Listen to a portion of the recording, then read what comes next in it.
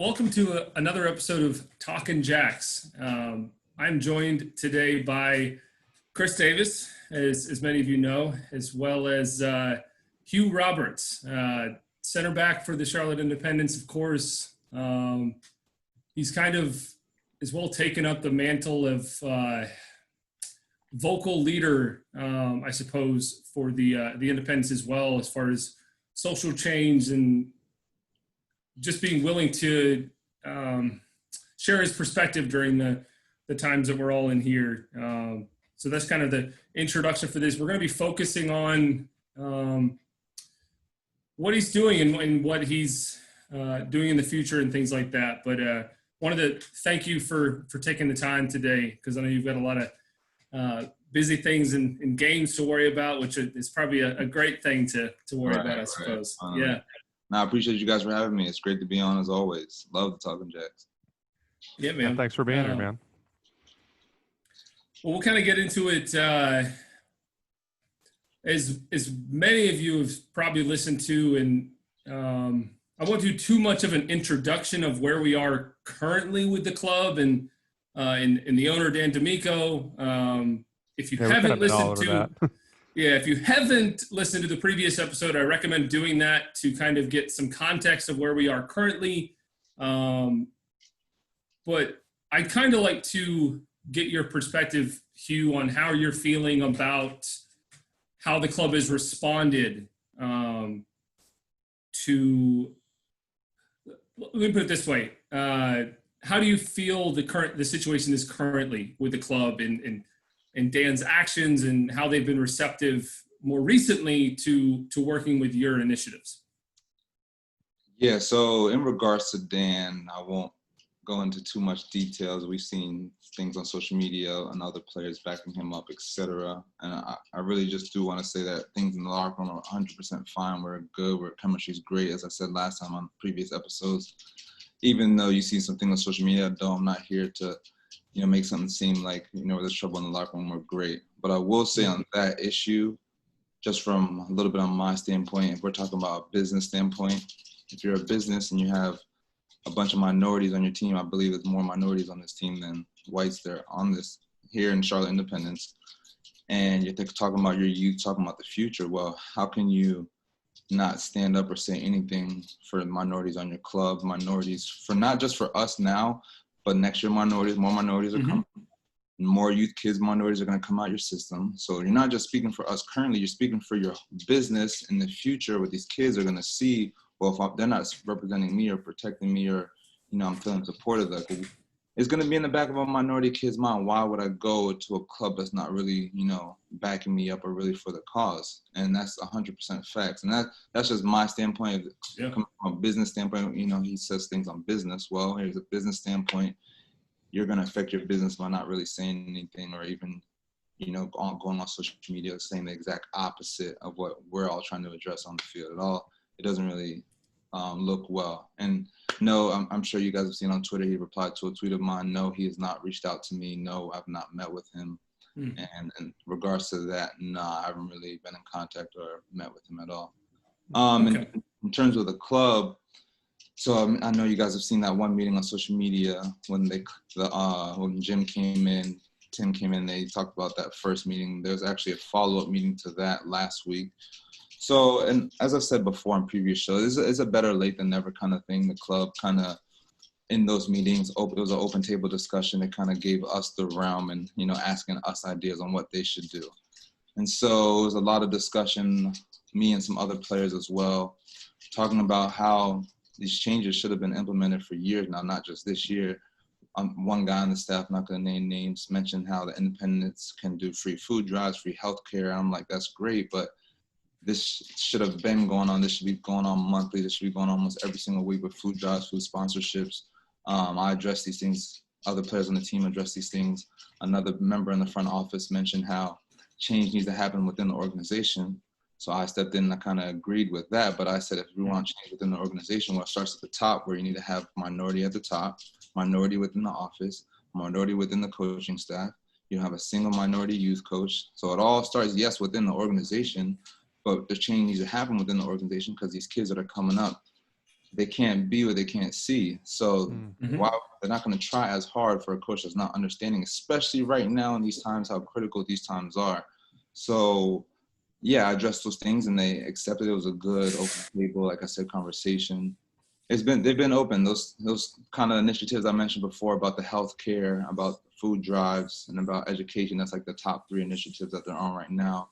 Mm. Meeting some players are trying to get on them where we're getting food drives weekly, not just once a month, with multiple sponsors. We're trying to do free food for impoverished communities. We're trying to do free healthcare and COVID checkups, hopefully weekly, but at least monthly. But these are all initiatives that they kind of mentioned to us that they can do. And we're like, this has to be done, not can, it has to be done. So I'm optimistic. I'm hoping that they're gonna keep following up with us, and I'm gonna be on them as well to try to get out there and be active and act upon this, because I don't want this. I think this should be going on every single year within the club, and at least once a month, ideally food drives once a week, because you can get multiple sponsors and just do 1 week per month. So yeah, that's the fight that's kind of going on right now, but it's been good. It's a slow process, but I think with this game coming up, I think with the home game next Wednesday, it's gonna be a lot more momentum when fans start to see us in the shirts, and fans are also in the stands rocking the same shirts as us, and there's pictures and social media with that. I think that's when the real traction is gonna start. Yeah. Do you think that the club has been more receptive here recently to those initiatives that you've brought up and actionable items that you've brought to their attention? Yeah, I think they have been, but I honestly think it starts with what's been going on quarantine. I also honestly want to give you guys a lot of kudos, because it started with you guys, not just me speaking up, but when you have Talking Jacks putting out a statement before the Independence even puts out a statement, when you have all the supporters group messaging, DMing the owners, and putting a lot of heat on them, not just once, because you put it on, I think, way back for the Aubrey Floyd death, and then a couple of weeks ago you followed up again with a lot of, ads and mentions, like, and then actually follow up with articles from me and Brandon. Like, all that momentum all really spoke to what's going on now. I don't think it would be as strong if we all didn't have the whole community behind us, supporting us players first, which acted upon the independence and kind of forced their hand to do something, because it would have looked very bad if they didn't still. But it is a long way to go, and they are being receptive. They are, trying to come to training more, emailing us, following up on these initiatives. So as I said, we'll see. We'll honestly see. But right now, it's on a nice, steady track.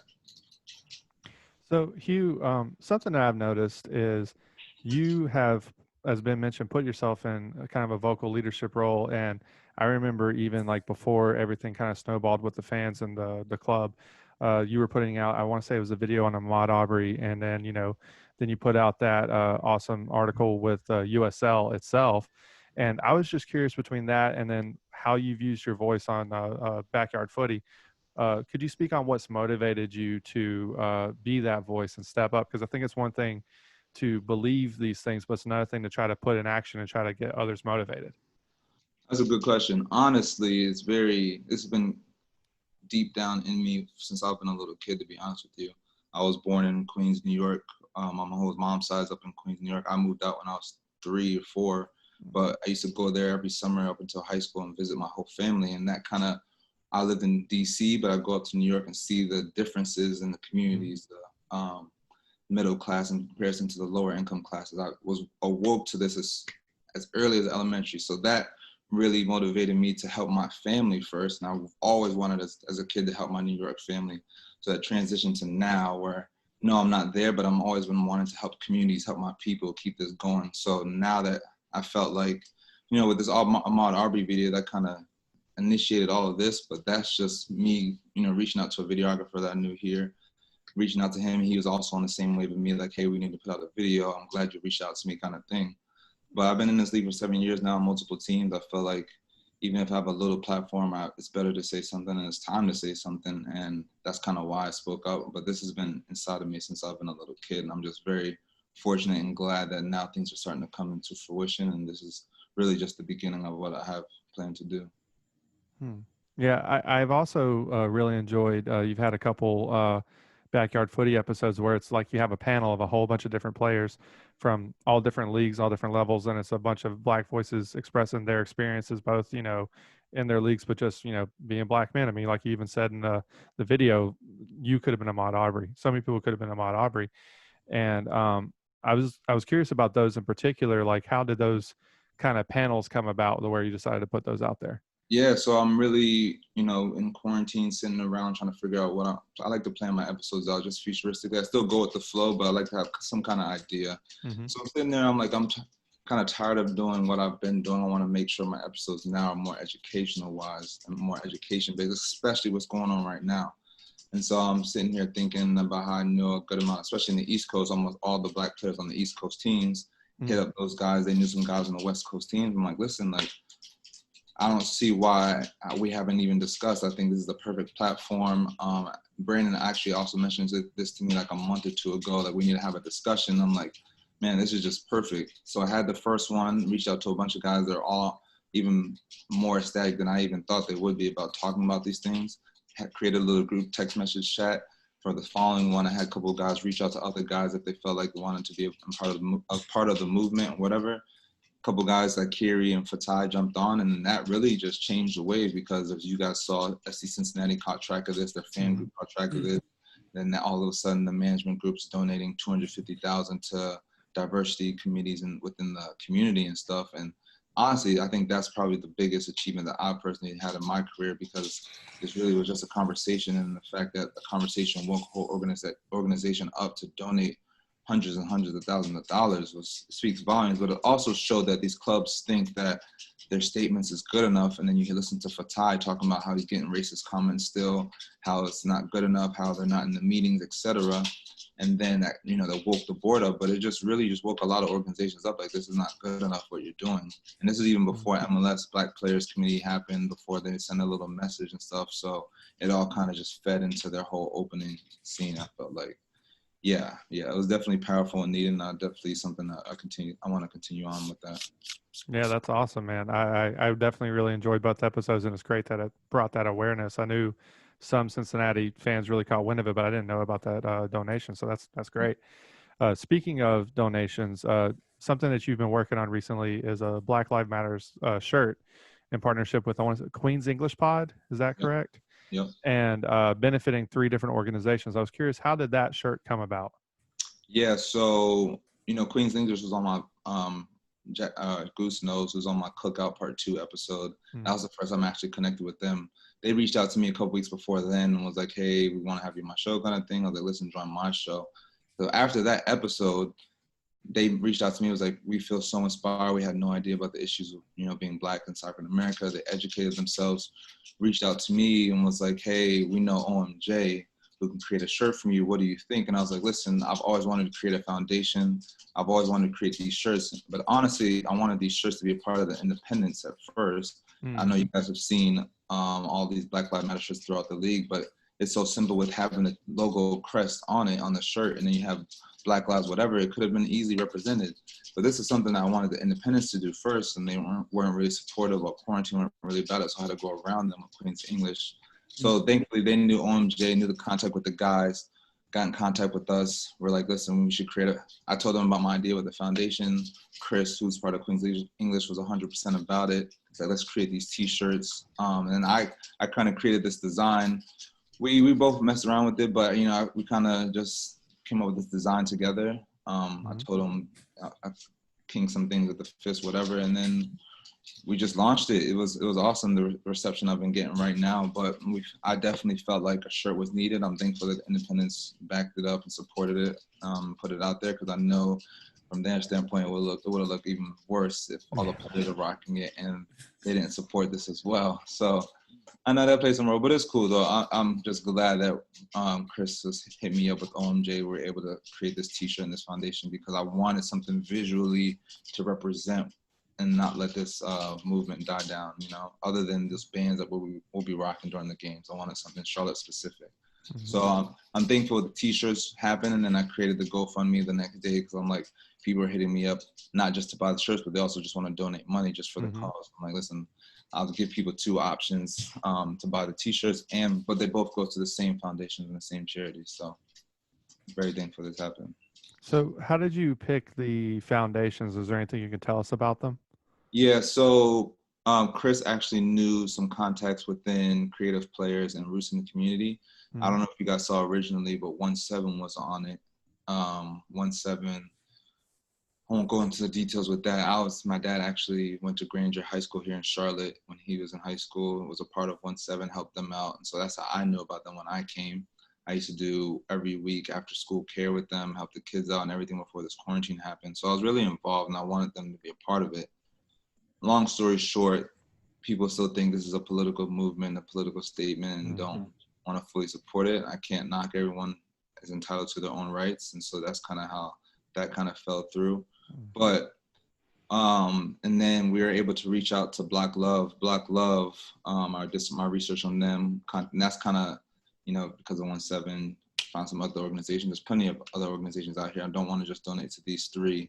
But I got in contact with Black Love because I really support their mission and what they're doing, and they're kind of more focused on resources and essential tools to help uplift people within the community. So each charity kind of has specific different reasons why we're donating into them. I can dive into it now. My first charity is to Roots in the Community Market Foundation that provides healthy and affordable food and scholarships to impoverished communities. So I really think there's a lot of dry desert areas here in the city where grocery shops, especially in the impoverished communities, are hard to find. You see a lot of corner stores and some food lines, but really it's hard to find healthy food. So that was key, and that's important for me.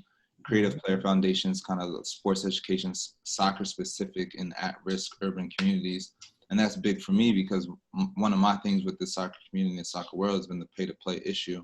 And my mission right now as well is to create nonprofits and free opportunities for minority kids and kids who can't pay to play soccer, but that shouldn't be the problem. It should be, as long as you're good enough and talented, you should have an opportunity. So that's what Creative Player Foundation is really focused on, and I really wanted to support that as well.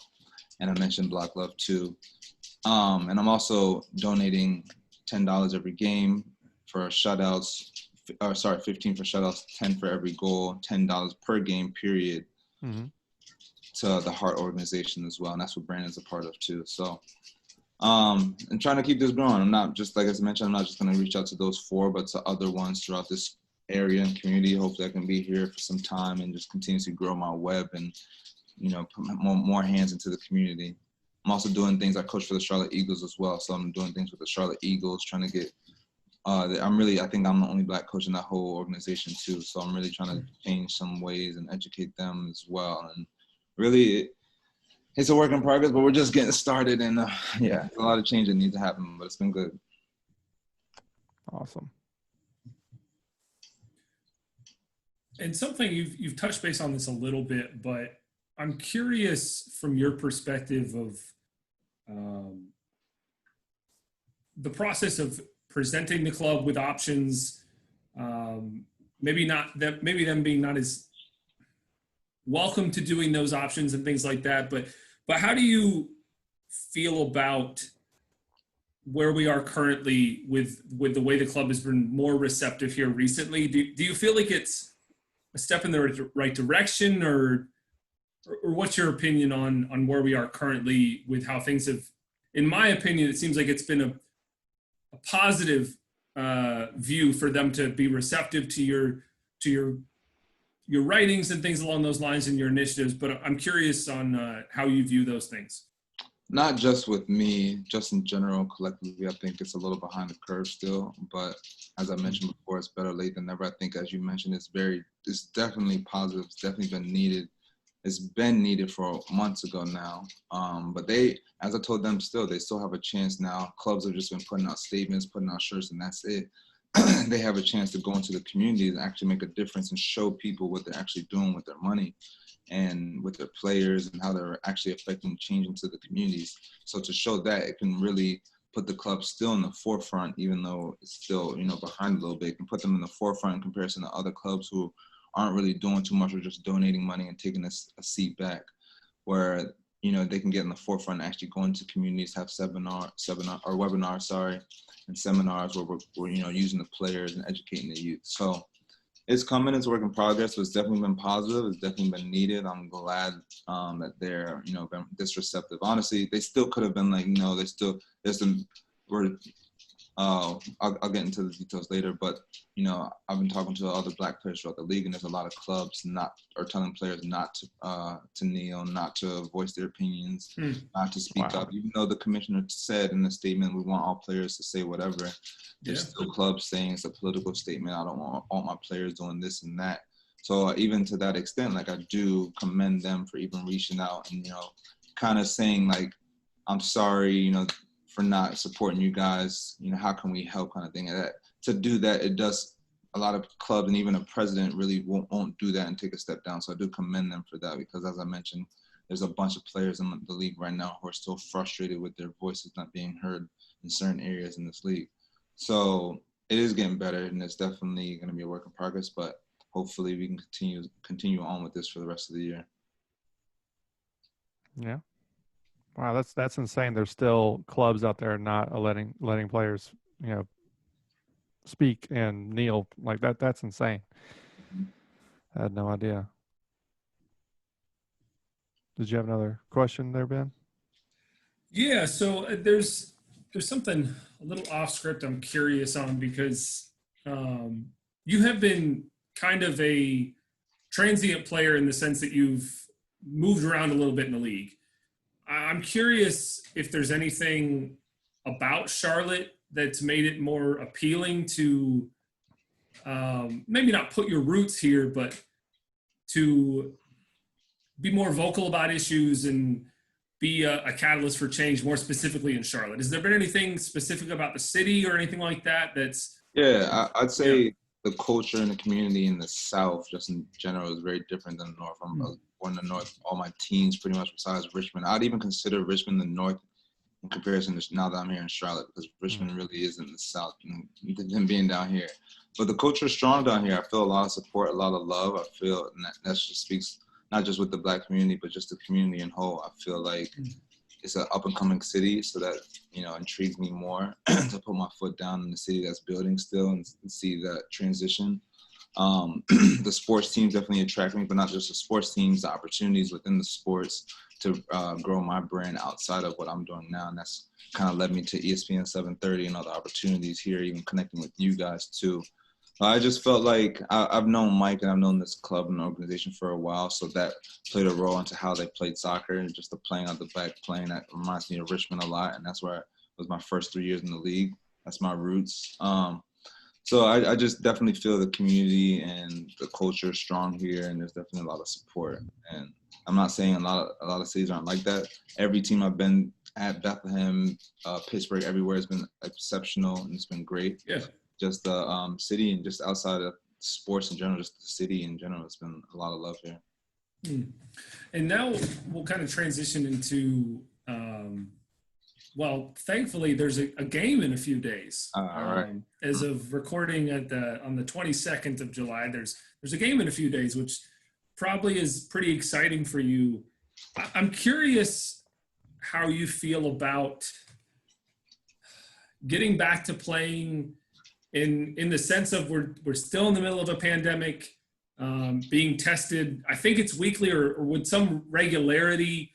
And then how does that feel as a player to kind of go back to a sense of normalcy in the middle of a pandemic, when maybe in the middle of so much social change? Like, there's so many things going on, and you're trying to get back to a sense of normalcy and with a game you love.